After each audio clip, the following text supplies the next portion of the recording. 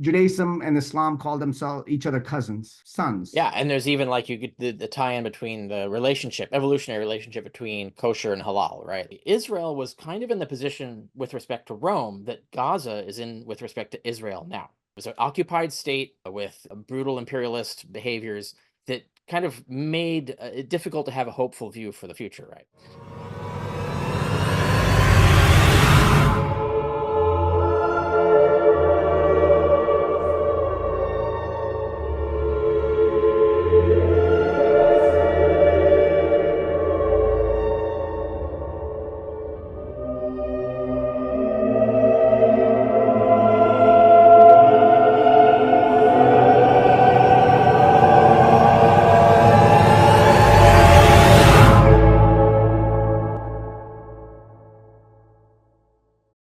Hey, Dr. Carrier, welcome to Yeah. the Lead Capture podcast. Where are you right now? Are you on the East Coast? I am. I moved to Georgia. That's a long story, but I Oh, did that wow. last year. So now I'm just outside of Atlanta in Georgia. I did I, used to live on the exact opposite side of the country for that's quite a what I while. thought. I thought you were in California, but I love Atlanta and that whole area. It's so pretty. It really is very Yeah, nice. I love the foliage here. I mean, we have literally a running brook in our front yard.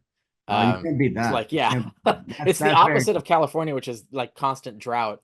Although they've yes. had some good years the last 2 years, but it's just Uh, constant drought. Whereas here, it's just the furthest you can get from a drought. Like we have flooding problems, if anything. Like I can the brook imagine. can That sounds overflow. idyllic. I'm glad you're It enjoying is, yeah, that. yeah, yeah. Thank you. Dr. Carrier, I think we exchanged a few ideas about what I wanted to discuss on this podcast today. And, I'm a layman, obviously, and I will try to kind of articulate where I want you to kind of, want you to shed light on. And Yeah, I know good. you've discussed this many, many times, but I want you to focus on the fact that there are two segments to how Abrahamic religions are looked at.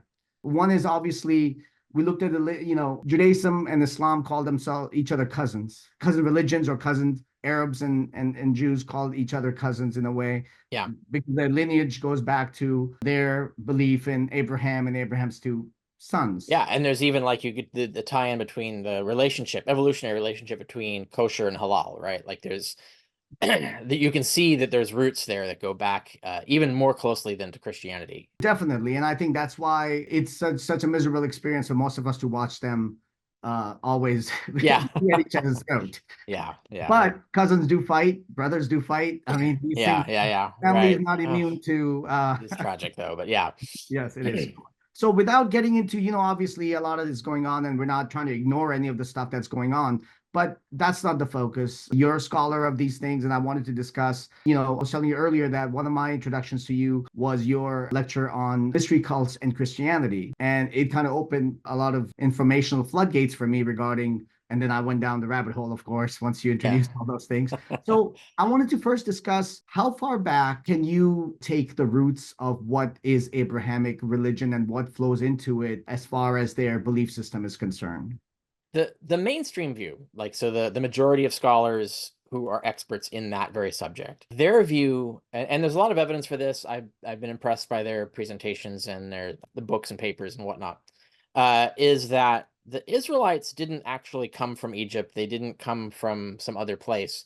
They actually were Canaanites, right? They were always Canaanites. Yahweh is a Canaanite god that they just elevated. And so a lot of what Judaism built itself into was a way to separate itself from other Canaanites, essentially. And that's we know that. So the Moses story isn't true. The like most of the king's literature isn't true, or it's exaggerated, and so on. So this is mainstream. This isn't like just skeptical atheists saying this. This is and I always recommend people read The Bible Unearthed by Silberman and his co-author, which is a really good summary of where mainstream scholars are on this now, and it's approachable to lay readers and so on. And that's the perspective. There's debate as to when certain aspects of Judaism evolved, right? And there have been a few studies suggesting that, for example, kosher rules as a widespread practice within Palestine among the Jews actually is very, very later than we think. Like there was various archaeologists have gone looking into this. What's one of them is For example, Yonatan Adler wrote a book recently called The Origins of Judaism, an archaeological historical reappraisal, published by Yale University Press in 2002. And he goes through all of the archaeological evidence, looking at, for example, bones in trash heaps and things like that to see what people are eating, for example, and looking at surviving relics of things indicating clothing and stuff like that. And he finds like the whole Torah matrix of the sort of, certainly kosher, that whole concept appears to only become widespread roughly around the 2nd or 3rd century BC, which is way, way more recent than most people thought. Now he just came out with that. It's a bit of a challenge to the field. Is that second temple Judaism? Is that Yes, exactly. So this is right. post-exile, right? So that's what surprises people, that the evidence doesn't go back farther than that. Okay. But even the mainstream scholars say we're looking at like 7th century is when these things developed. So it's not a huge difference, right? It doesn't go back to the 12th century BC or anything like that, like the Bible tries to represent.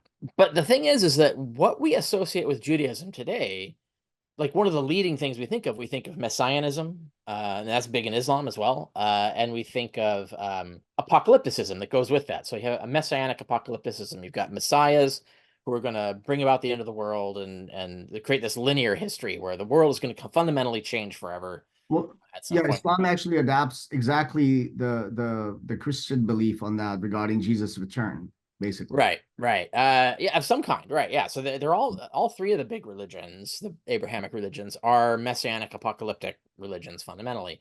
And then and resurrection, right? So the resurrection of the dead is a fundamental. We think, oh, that's Judaism. It's a big deal. All of Israel will be resurrected. Islam adopts the same principle. Christianity adopts the same principle. None of those things were in Judaism originally, and they're not even in the sacred text. When you read the Torah, for example, there's no resurrection in there. That's not a component. You start to see resurrection ideas show up in the later prophets after the exile, and in the intertestamental period, which is the Second Temple period. That's when it starts to seep in. Now we know that during this time, the Assyrians and Babylonians are hauling Jews off back further east, and they're coming into contact with these other greater empires and their religions.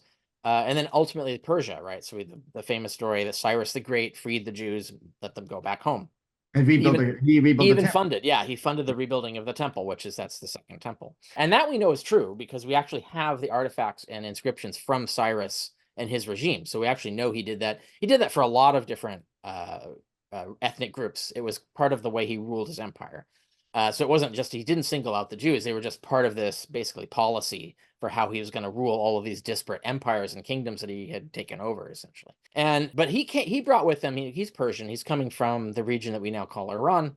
He's bringing Zoroastrianism. And Zoroastrianism is the messianic apocalyptic resurrection cult religion.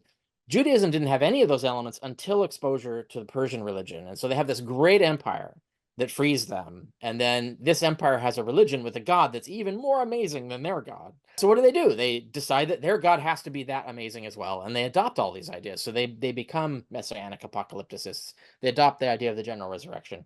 But those are pagan ideas. They were never originally Jewish ideas. So this is a good example of how when Judaism is overwhelmed by greater empires, which it has been for most of its life, that it does actually start to absorb the ideas of its conquerors and adapts them, changes them to their own particular worldview, their own particular religion. So they are changed, transformed, but they are nevertheless, they come from there. So you can see that influences do affect Judaism. And that's going way back, right? So that's back to, we're talking, 500 BC, 400 BC, at least. Now you were asking about the mystery religion question. So we have that status. The Jews found the Hasmonean kingdom. They kind of get independence briefly. But what happens? You have the Persians, and then Alexander the Great comes in and conquers, and then the Greeks are ruling over them, and then the Romans come in, and then the Romans are ruling over them. And the Romans are pretty unbeatable, right? The Greeks were kind of they were the Greeks that were ruling over them were a mess, and so the power was never stable, and so there was a lot of hopefulness of that, and that's when you get the Hasmoneans rebelling against the Greek Empire and succeeded because the That's the Greeks were Maccabees. The right. Maccabees. Yeah, exactly. So the Greeks were fairly weak Okay. opponents, but when Rome came in, Rome was a massive empire. Like it wasn't a Brutal, very fragmented. brutal too, very brutal. Yeah, oh yeah, and extraordinarily efficient militarily, right? They were masters of logistics, they were masters at fielding armies and so on. Very, very difficult to beat. And I think there's a lot of people like realize that. You have a lot of the Messianic Jews thinking they can take on Rome and God will come down and help them. But there are also a lot of Jews saying, no, no, please don't do that. God's not going to come down and help us. We're just going to get slaughtered. So you have these factions within Judaism, even then, like as we have today, right? We have these competing factions. Do we go to war? Do we not go to war? Right? It's been like this for thousands of years. But when at that time, ironically, Israel was kind of in the position with respect to Rome that Gaza is in with respect to Israel now, right? So it was an occupied state with a lot of brutal imperialist behaviors that kind of made it difficult to have a hopeful view for the future, right? And of course, this spreads more apocalypticism. Well, the world has to end soon because look how much it's gone to pot, right? Uh, and that's what inspired Christianity. I have a whole other talk. I don't know if you've seen my Wichita talk, which I gave um, in when Harold Camping predicted the end of the world. He's this Christian pastor. It's many years Yeah. ago. On that day, I was invited to speak on apocalypticism and the end of the world for an atheist group in Wichita. And the title of that is "You're All Gonna Die." And it was how the Jews kept trying to predict the end of the world, kept failing to predict the end of the world, and accidentally caused Christianity. And so that's a good example of how Christianity evolved out of Judaism and out of this whole apocalypticism that goes back to the Zoroastrians. Like I tell the whole story there. So the miserable situation that region was in, the people were in, led to that sort of belief system. Yeah. But I was, Dr. Carrier, one of the things, I grew up in Pakistan. I was born to a Muslim household. When you're born in a Muslim family, you're Muslim. When you're born in Hindu, I mean, that's how, Yeah. I Yeah. consider myself culturally Muslim in that sense. Like a Right. lot of people consider themselves culturally Jewish or whatever. Yeah. Yeah. Even Richard Dawkins came out and said he was culturally Christian. Did you hear that? No, I did not hear Oh that. yeah, that happened 2 weeks ago. Just to let you know, you Okay. might have missed that. That was big news. I was like, wait. I guess he's following in the coattails of Ayan Hirsi Ali, who Yes, I did the same actually, thing. it's funny you say that because the questioning came in that Of context course it would. because Yeah. she has obviously done but if we take it out of the atheist paradigm or context, let's set that aside. Yeah. I think it's hard to, and that's what I want you to kind of talk about, if you would please. The lineage of the Abrahamic religions seems to be directly connected to these mystery cults that we're talking about. The belief systems flows into Judaism, as you were explaining, and then from there into Christianity, which becomes basically rises as a mystery cult. Is that your Yeah, position? I would say and we have hints of influence before Christianity, right? So we have the Essenes and the Dead Sea sect are already adopting things like they have secrets. They have that you get initiated to learn secrets. So there are mysteries already within their small sect of Judaism, and similar ideas about the organization of the cosmos, ideas about the superior heaven versus the corrupt underworld, the lower world we live in, and the fact that you need some special savior, a unique savior to get you out. And within Judaism, of course, that was the Messiah. That was the fundamental concept. And of course, Christianity then runs with it and says, we've found the Messiah and now he's done it and he's saved us, yada, yada. And that's how they split off. And then Christianity becomes even more like the mystery religions. It picks this savior figure, an actual person, and dresses him up to be all of the things that the savior gods were for the mystery cults, so that you would emulate their death and resurrection or their struggles. So some of them are dying and rising gods. Some of them don't die, but they do undergo a passion, some sort of suffering through which they gain power over life and death that they can then share with their followers. And then that allows you to, once you've initiated yourself into that, often with baptism, the mystery cults had a lot of baptism rituals like this, and communion. So they had like communion rituals that would do the same thing, working together to ensure that this savior imparted that salvation to you in the afterlife. And so you had to join. And this is a thing I think people take for granted now, as we assume religions are things that you join, right? That you are a Christian or a Muslim, right? You can't just be both, and that you have to actually make an active effort to be one, right? Like you have to say, I am one or whatever.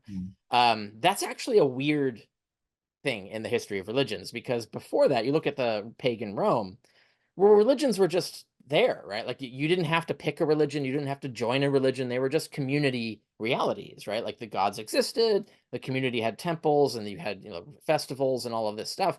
But it was just part of the culture. It wasn't a thing that you wouldn't say that I'm an Osirian or I'm a Zeusian, right? Like this, that You wasn't could be a thing. both. You could be both. Yeah, you Or- could worship any god you wanted, right? There wasn't a membership, right? Like you didn't join anything. But then that's what the mystery cults brought. The mystery cults brought this idea that you can actually join into a fictive brotherhood, and so you actually had to do it. You had to go through an initiation ritual, like a fraternity, to get in, right? And so I like was gonna say, yeah, you have to yeah, play. and the mystery cults still allowed you to join multiple mystery cults, so they weren't exclusivist. But the Christians, you know, that was they borrowed the exclusivism of Judaism, and they brought that with them. So they said you can't be a member of other cults; you Yeah. can only be a member of this one, and that actually gave them a certain Machiavellian survival advantage in the market of ideas, and so that's the relationship there. And, you know, Judaism was also a joining religion. You see in Exodus this idea that you could get circumcised and become a Jew. There's actually a procedure for it in there. Now, it became less How old is the evangelistic over time. I'm sorry to interrupt, but how old is the circumcision? How old does that? What does it go back to Egyptians? Does it go back to? Do we have any? Yeah, the Egyptians circumcised long before the Jews Okay, would have. is that where Uh, they get it from? You think? Possibly, because Egypt also conquered the region briefly from time to time. And so there's outflows of ideas getting into the Levant and that region. So I know less about exactly when that happened, and there's no archaeological evidence of foreskins to tell.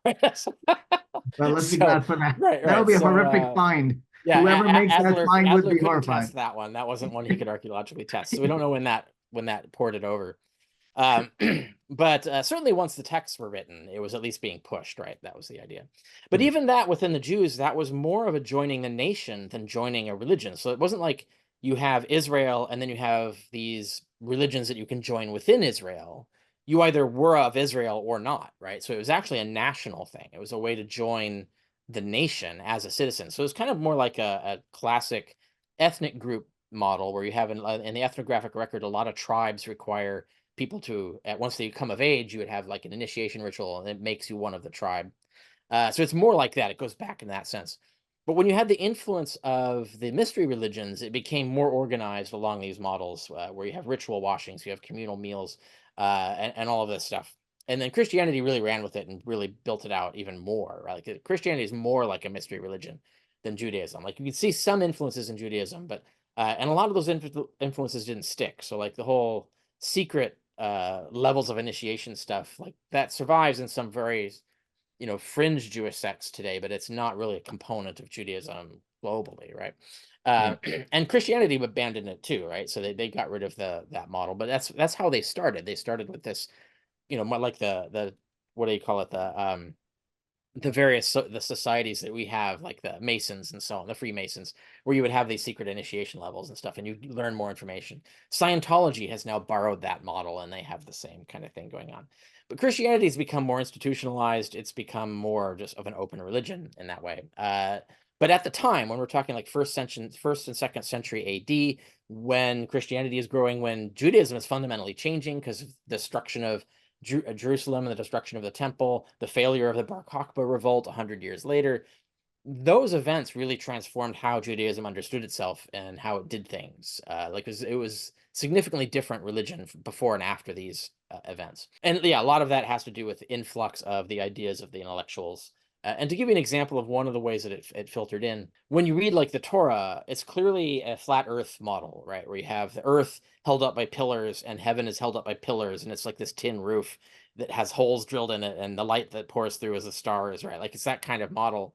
But by the time you see Judaism of the first century, when Christianity arose, they had already largely assimilated the spherical cosmos model and the spherical Earth model of the pagan scientists, right? So their idea of the multiple levels of heaven that correspond to the multiple planets and so on, and the idea of it being spherical rather than flat. So you see that kind of idea comes in, and then they start building out entire ideologies around this, like the levels of heaven, what inhabits each level of heaven, which angels, which one has the snow in it, that there's vaults that hold the snow, and like says this, they build out this kind of cosmology that's built on top of this influx of pagan ideas. And that's just one example. There's a lot of little threads like that get in. So yeah, so that was just to give you the basic gist of how the influence came in to Judaism, but it really, like, it shows more in Christianity, early Christianity, than in Judaism altogether.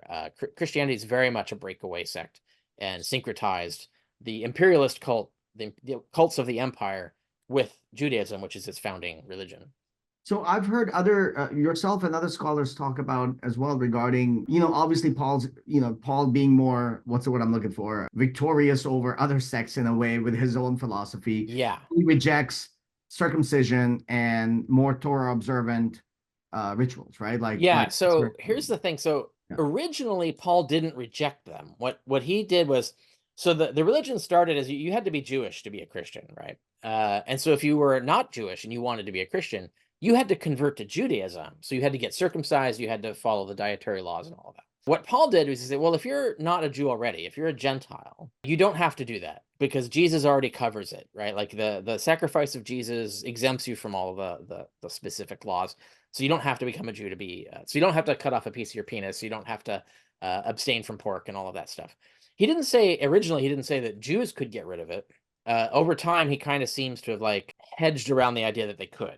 And it's really after him that his ideology gets spread to the fact that, well, if Gentiles don't need to, then by the same reasoning that Paul gave, then Jews don't have to either. And so the idea of remaining Jewish while you're Christian became less and less popular because it was easier to just be a Christian without all of that arduous baggage, right? So that's what made his version more popular. So his church grew larger, faster, accumulated more money, etc., and basically was able to eclipse and outcompete the original Torah observant sect. What is your understanding of what's called, I guess, called the polite bribe, right? The deal that the Jerusalem church made with Paul. I mean, is that a real thing? Is that substantiated? It's funny. I think there's a lot of evidence for this. So if what we're talking about is that Paul basically bought his way in, like with money. Yes. Yeah. Because they were right. They had a I was just recently gathering, I can't remember where I did this, but I'm collecting the references. I'm writing an article on, or possibly it'll be a book, I don't know, but on whether there's an interpolation in 1 Thessalonians 2. And part of the research for that is that I looked at the context of that letter, by the way, is accusations of graft, right? So like Paul is defending himself against people complaining, like, you keep asking for money, like, what are you doing with this money? And he has to justify himself. And that he does that a lot. Like a lot of his letters, like it's all across his letters, multiple times he's facing accusations of graft that he has to like. So there's money. There's clearly money. He's clearly collecting money. There's people a little worried what he's doing with the money, and he has to justify it, etc. So you figure like, so he's collecting money enough to really, start angering churches and start, sending complaining letters about what's going on. So this guy's got sacks of cash, and so he goes back to Jerusalem, and what does he say? He says, well, look, I've doubled the number of churches you have. And that means I've doubled the number of tithing and stuff that you can get. Here's a sack of cash representing that fact. Do you want us in or not? And so that I would think, they would say like, you know what, we're going to come up with a theological excuse to say that, okay, we're going to accept your version of the gospel and we'll just say that Jesus approved it. And so now we have more influence, more power, and so on. Now, he had opponents in the church. There were still Jewish Christians that did not like this deal. Right. And he's constantly fighting them too. These are the two most common themes across all his letters: is his Jewish opponents who don't like what he did and don't like that the apostles accepted it, and then this graft. That's constant accusations of graft are common themes that pop up in his letters. But so I do think there's evidence for that. I'm sorry, finish the last thing again. What did you say? No, I do think there's evidence for what you're saying. That the polite bribe. Was it mostly? Would you characterize it as accepting what he was doing, or kind of looking the other way and going, okay, well, you do your thing, we do our thing? Was it mostly that? No, I think they really wanted to integrate the church because it meant money, power, and influence, right? I think the leadership wanted it. Like I said, I think the church was divided. Like there were opponents. There were people who didn't like this idea. But then I think they kind of got outvoted by the top leadership, that they did want this because, like I said, it expands their influence, their reach. More money means more missions, more converts, right? Like, so it's the usual temptation of any church, right? As it grows, it gets more money. Now you can use the money to support the mission, but now, of course, you're rich, and so it's becomes the corrupting influence over time.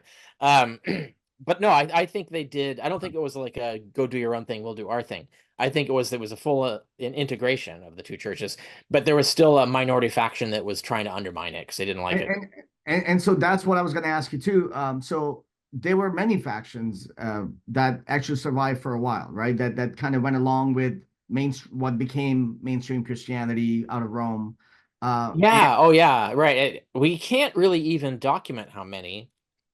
We don't have the most reliable sources, right? So we have the heresiologists, which are the great church fathers of the late second and early third century, somehow wrote they these love to huge, document that. right, Harris yeah, they have want to huge document. treatises on Yeah, all of the different versions of Christianity. right.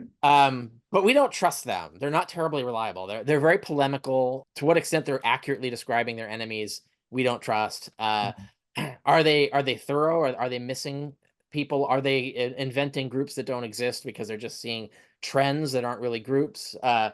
These are questions that are complex historical questions, but there's enough evidence there to show that certainly Christian factionalism was growing and was quite diverse. And by the time you get to the Nicene Council, right, the Council of Nicaea in the early fourth century, there's like actual literal appointed representatives of these factions by that point, and we have like a long list of them, In of these attendance, who factions. attended. Right? Yeah, exactly.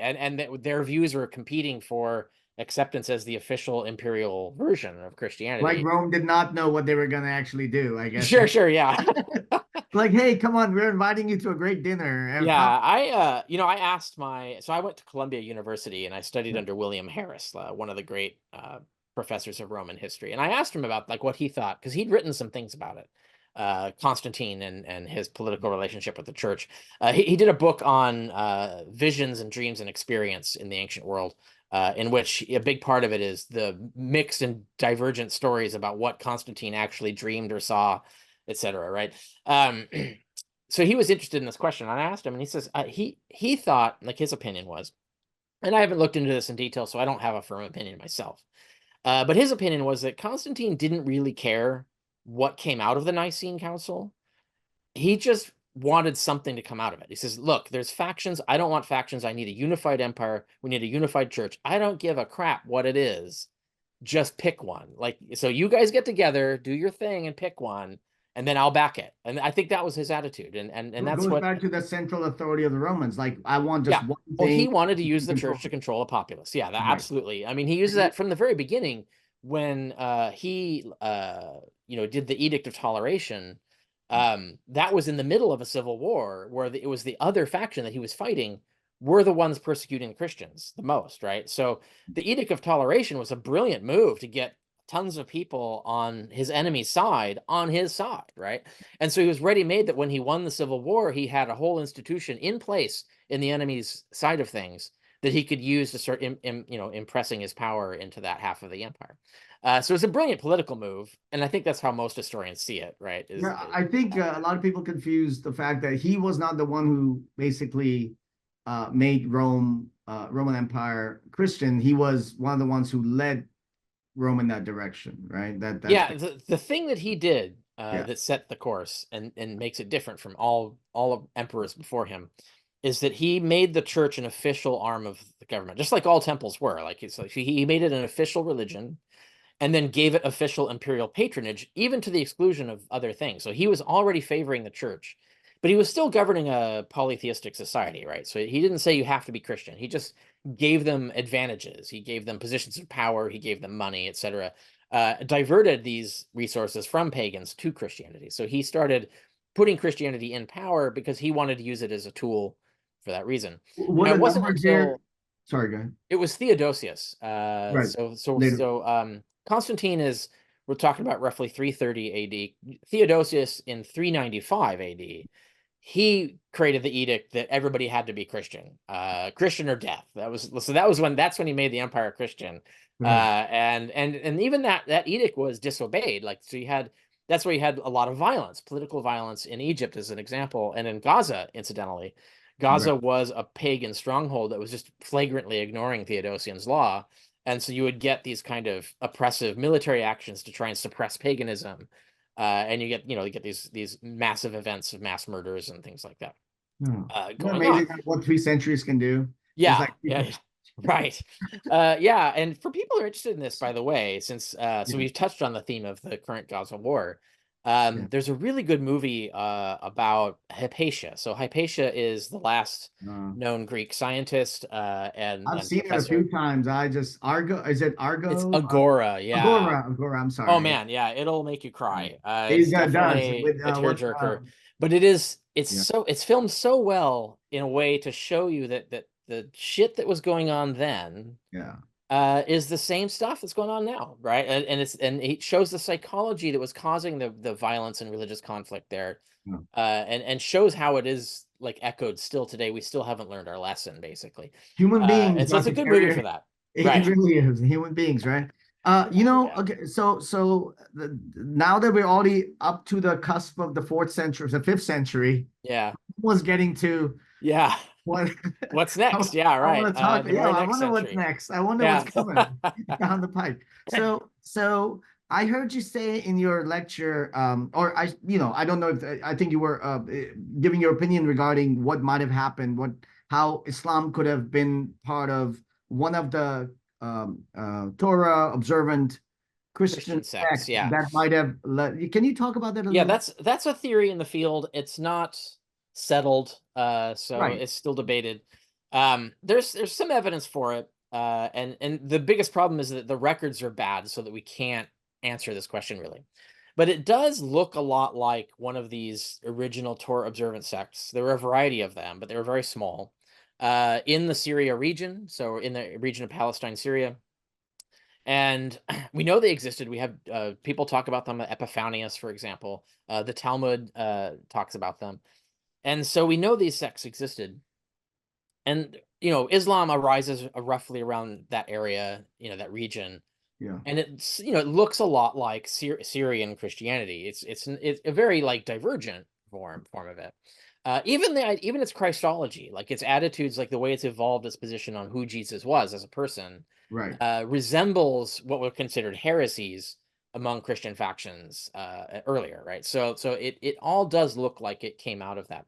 Now that doesn't mean it just was that. That's the argument of some scholars who try to argue that Muhammad didn't exist, for example, and that doesn't follow. So even if Islam is just a faction of Torah observant Christianity that exploded on the scene because it got a big military, that doesn't mean that there wasn't a Muhammad who did it, right? So like someone wrote the text, right? Someone wrote the Quran. It doesn't, regardless of who the name is, it doesn't really matter. Someone did that.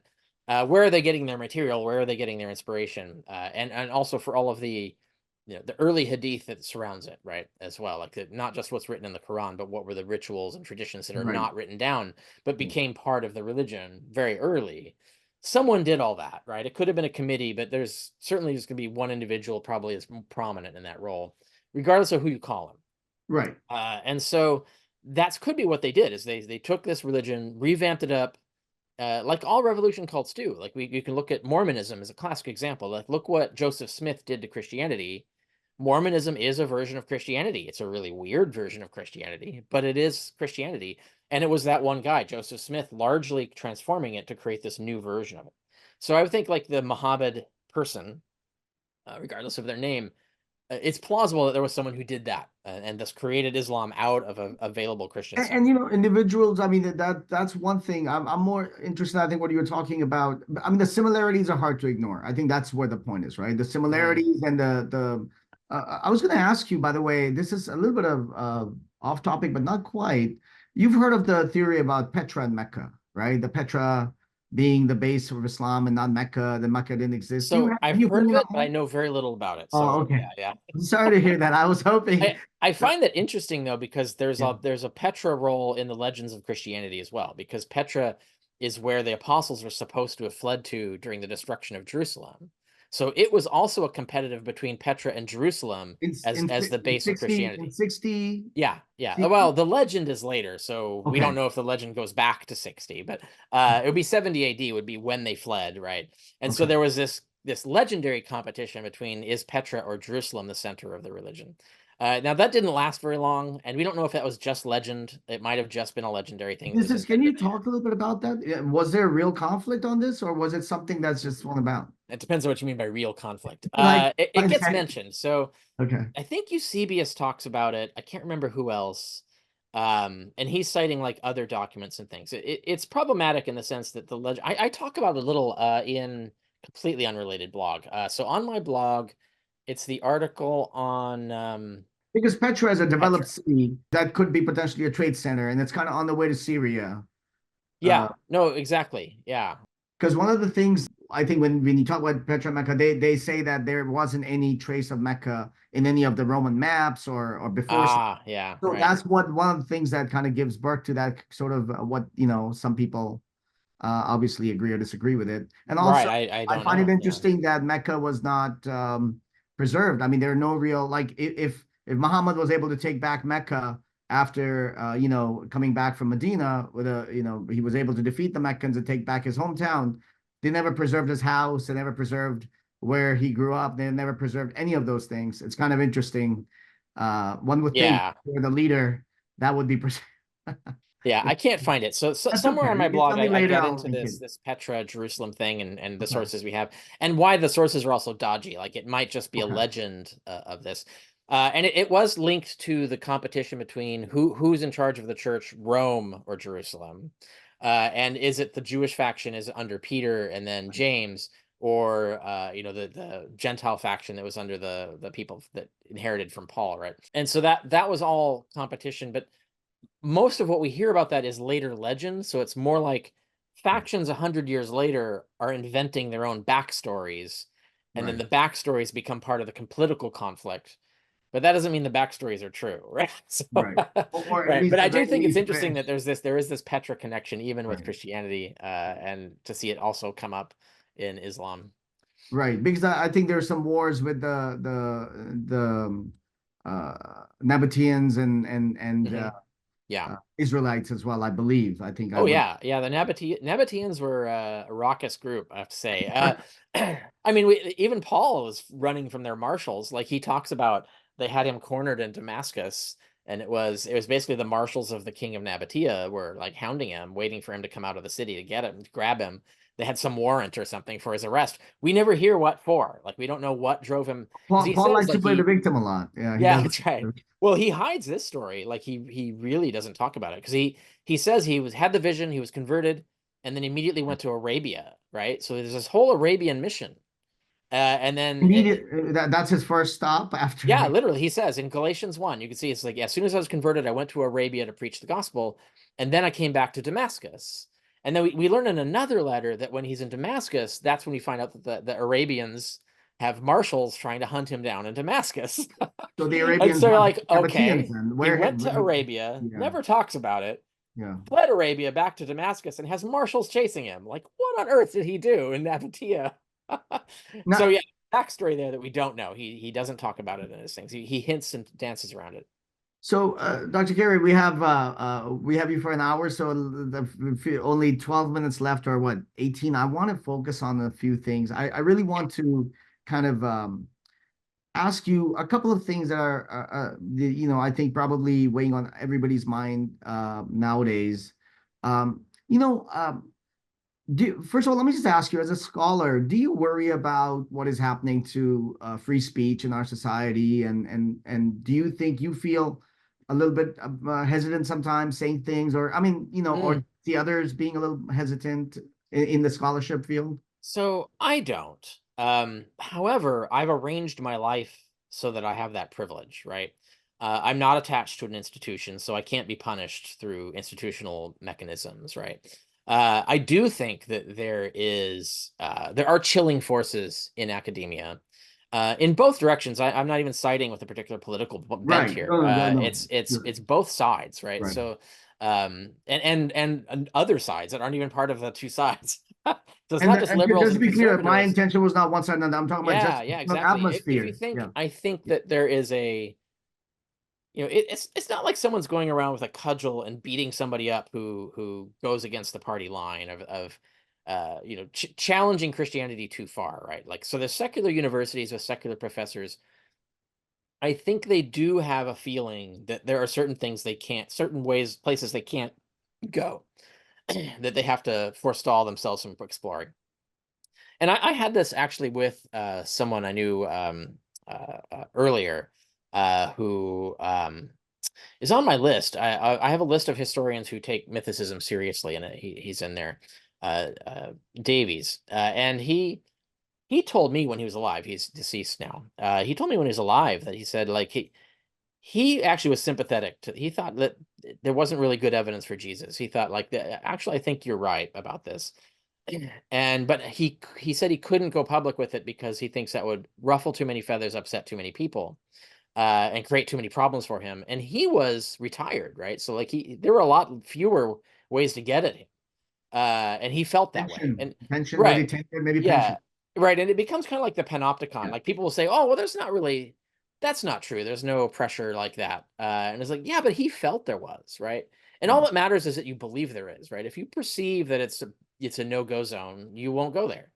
And it's like the panopticon, the whole idea, like if you think you're being watched constantly, even if you're not, you just think you are, that will alter your behavior. And so I do think that happens in academia in certain aspects of things, in a variety of ways. And in the religious sphere is one of them, but I do think that happens, and it obviously happens more in Islamic countries. There's no way, many Islamic countries do not have free speech in their Let's not even go academies. there because I mean that would just be a waste of time. We know. I mean, but I was going to talk about Yeah. actually. I was going to ask you: have you been um, happily surprised that more and more either scholars, not just from Christian background or atheistic background, but also Muslim background, are coming out studying Islamic history and Islamic religious history and talking about it. I mean, that's happened in the last 5 years. Yeah, so if I often talk about this because it's one of the things that I notice. If you look at in Christian history, oh gosh, this is a long story. I don't want to get too deep in it. Hector Avalos wrote a book called The End of End of Biblical Studies, The End of Biblical Studies, and he says the book is designed to get himself out of a job. He's basically arguing that he shouldn't even have a job. And his point was that we're spending so many resources on Christianity, like the amount of papers that are generated on really minute trivia of single verses in the New Testament. And, it's just crazy amounts of literature, a lot of personnel, and a lot of resources, a lot of grant money is going towards just constantly studying the Bible. And we have like 40,000 tablets, Sumerian tablets sitting untranslated, right? And we have some 30,000 papyri that are sitting untranslated because we lack the personnel to get at these. And one other aspect of this is when you look at the wealth of information that we have for the Bible, the critical apparatuses, the lists of manuscripts, the work that has gone into creating a critical edition with variants. If you can pick up a Greek Bible like this one, because all the manuscripts don't agree, right? So they do a construction of the text, right? And I don't know if this is showing up in the thing, but on the bottom Yeah. below, they'll have a list of the variant readings, right? So this is what scholars think the original may have said. They're not sure. And then here's the disagreeing verses, right? So this is a super valuable instrument. We don't, as far as I know, we don't have anything like that for the Quran. Like no Right. one's really done a thorough assay of Right. manuscripts, done a really careful job of dating them, doing a careful job of a cladistics of determining their relationships to each other historically. This has been done for the Bible like to death, honestly, very well. It's very useful for someone who wants to do that study. I would like to see that done for the Quran. Like it really needs to be done, but it's not. And there's a variety of political and other reasons, monetary reasons why that doesn't happen. But I do think it should. And I Uh, think there's it's not the only culture that we should be spending more time on, but it is an example of one. right. No, I also think one of it's interesting to me as somebody who grew up in, a very religiously homogenous place. And then moving here, where obviously there was more tolerance for, I would say it still is. Again, it's all relative, right? For different religions, but um, from a scholarly perspective, how far back, there might be people who think that, hey, even the Bible, they've done too much, not in the way you're saying it, but the fact that they just keep breaking it down, scrutinizing and Yeah. attacking, right? Yeah. But the truth of the matter is, Dr. Curry, isn't it true that it hasn't been like maybe 100 some years that you've actually had that, right? That sort of freedom, even with Christianity, in that, Oh, yeah, yeah, yeah. No, right? absolutely true. Yeah, I would say, gosh, yeah, it starts the early 20th century. Right. We have sorts of the beginnings of this sort of greater freedom of and greater scientism, like scientific methods of approaching this, starts in the late 19th century, but it really takes off in the early 20th century and becomes solidified by after World War II, and then from then on, we're kind of in the regime that we're in now, where it is very much a science, right? Like Right. that's at least as much as a field still influenced by religious biases can be. And isn't it sort of just it kind of the fact that there are all these Abrahamic religions are connected, it kind of lends itself that if you're studying one, you might as well be studying the other because of the layers, right? I mean, Yeah, I'm not I saying it's right. completely there. Obviously, there are people. I was going to tell you there's actually a YouTube channel that I've been following for a while called Quranic Variants. I believe is a professor who Oh kind of, yeah, because he's there doing haven't that. been too many found, I at least that I've heard Well, I of. think part of the problem is that because the Middle East has been such a mess for all the reasons, that the ability to preserve and collate manuscripts has been greatly hindered. Right. And that hasn't really been a focus of energies and money, whereas in Europe it has been. And I think also there's a market. This is another thing. Is like a lot of what we do in Christian history on this manuscript stuff is black market driven. So a lot of manuscripts of the Bible are Uh-huh. loot that gets thrown into the black market because it's valuable. You could sell it. And that eventually, in most cases, not all, but in most cases, ends up in universities and museums and can be studied and so forth. I don't get the impression that there is a market for black market looted copies of the Quran, right? And I could speculate as to why that is, but it doesn't seem to be like there's the motive is gone, which is ironic. Like, so it's a criminal enterprise. You don't want to promote it, but it illustrates the fact that there's not enough interest or money in finding that out, right? And in doing this and collecting the manuscripts and stuff. And it might be too late. Like by now, a lot of those manuscripts might be gone in the same way that we've lost a lot of Christian manuscripts around the Renaissance era. True, unless there's accessibility at some point and you find sort of a treasure trove like Nag Hammadi or something Right. Yeah. Yeah. stumble into it, That's right? I mean, a great find was the palimpsest recently, the Quranic palimpsest that the In early Yemen, was it Yemen? I can't remember where it's a text under a text, right? So it's Right, a right. I can't remember like I don't remember it's a medieval Quran, but underneath it is erased was a Oh, Quran wow. that Okay, dates very, very close to the origin of the Quran. okay. Like within 50 years or so. Like it's that was a fantastic find. And that's an example of the kind of thing that can transform the field. Like if we've already been through that with Christian documents, but um we need more of that. And it's just difficult when, militaries are, raising museums and Oh yeah, not only that, making then you have, I mean, and it's a real thing. It shouldn't be ignored. There is a threat to people who speak up in the Muslim oh community, yeah, yeah, yeah. who speak up in a scholarly way. And forget Hmm. about, and I'm not talking about just me interviewing a scholar. I'm talking about a scholar, right? Yeah. Uh, and that's something that's been encouraging to me. I've seen, like, you might have heard of Javed Hashmi out of Harvard lately. Yes. Yeah, yeah. He's been pretty good. But there are other people who are basically. So I was thinking, it's interesting because they keep linking each other to back to the Abrahamic sort of like the Isaac Ishmael thing. But when it comes to scrutiny, they want to be like, no, no, no, don't just ignore us. Just talk about them. Just talk about how corrupt the Bible is. Just Uh-huh. talk about how the Jews don't any believe in, all that kind of stuff. Yeah, yeah, Throw it in yeah. their cousins, but Yeah. they don't want to take any of that responsibility to study and allow the Right. study of their own belief system. But I think it's getting there. It's unavoidable, right? I mean, Dr. Kerry, let me just ask you something that's pretty heavy, but I want to know what you think about it.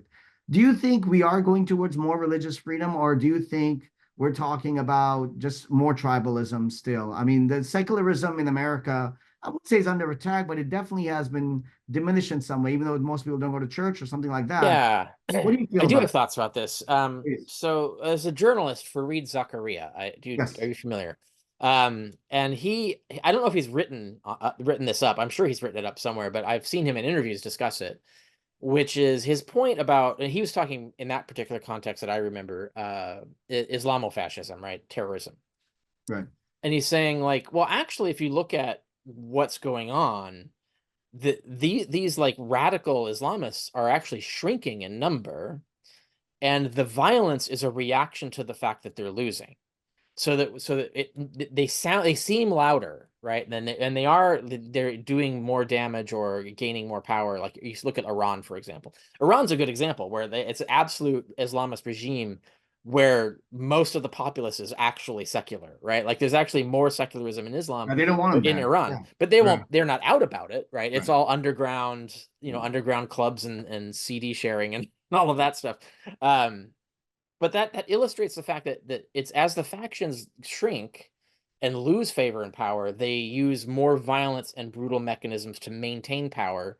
And that's why you're talking about people that are afraid. That's the mechanism. If you don't actually have the majority on your side, the way to get people to conform to you is through fear, right? Is to make them afraid to support that. And so I think that's true even with Christian nationalism in the US, where you see there's a resurgence of it. Statistically, there's not. White evangelicalism is the big problem in America, and they're shrinking. But they're still outsized in power. They're using certain leverages of power, the Right. electoral college, the gerrymandering and other political, Power in the pulpit. vote, right, yeah, vote interference and things like that. So they're maintaining hold on power that is outsized compared to their actual numbers. So as they shrink, they get more vocal, more loud, more stormy, and even more violent. We're seeing more Christian nationalist violence in America too. That's what I think is happening, and I think, But I just watched the 60 Minutes interview of Salman Rushdie, and it's just pathetic. I mean, it's just horrible what happened to him. It's yeah, just so hmm, horrific.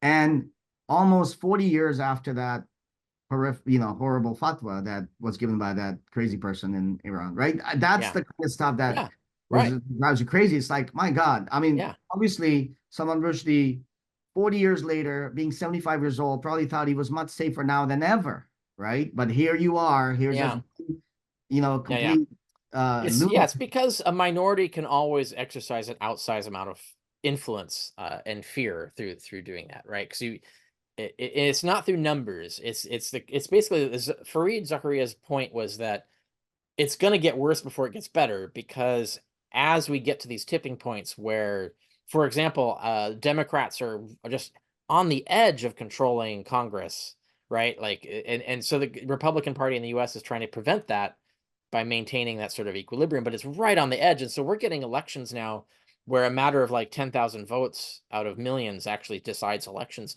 because we're so close. That means because they've been growing so much in influence, they're getting so close now.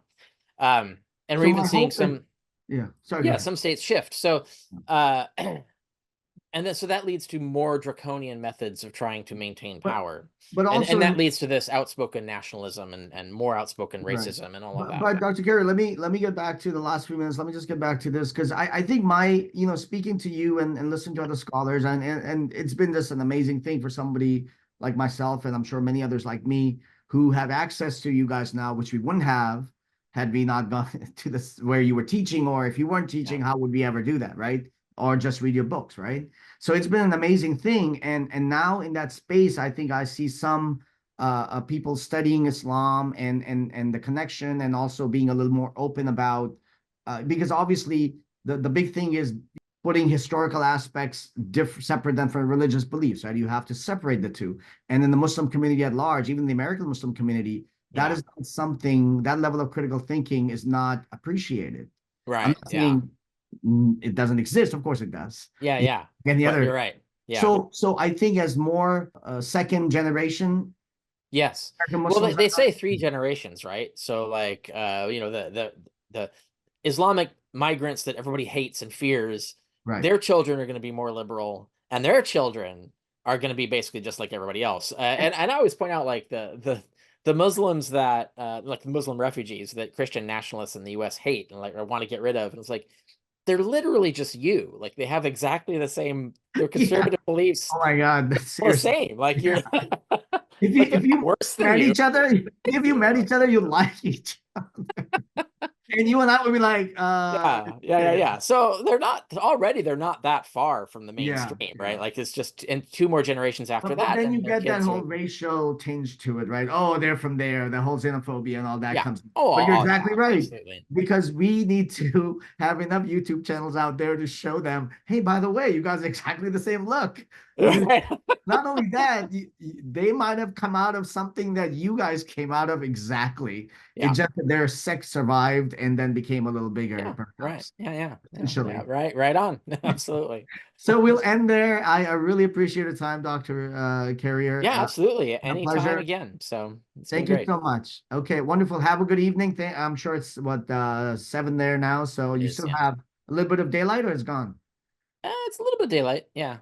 It's Yeah. nice. They have good sunsets in Georgia, so Oh enjoy. yeah, we've got a lot of big trees around us too, so it's darker than it would be, but I can still see the green outside. It's lovely. All Wonderful. Thank you, doctor. right. Appreciate it. Good Bye. night. Take care. Good night.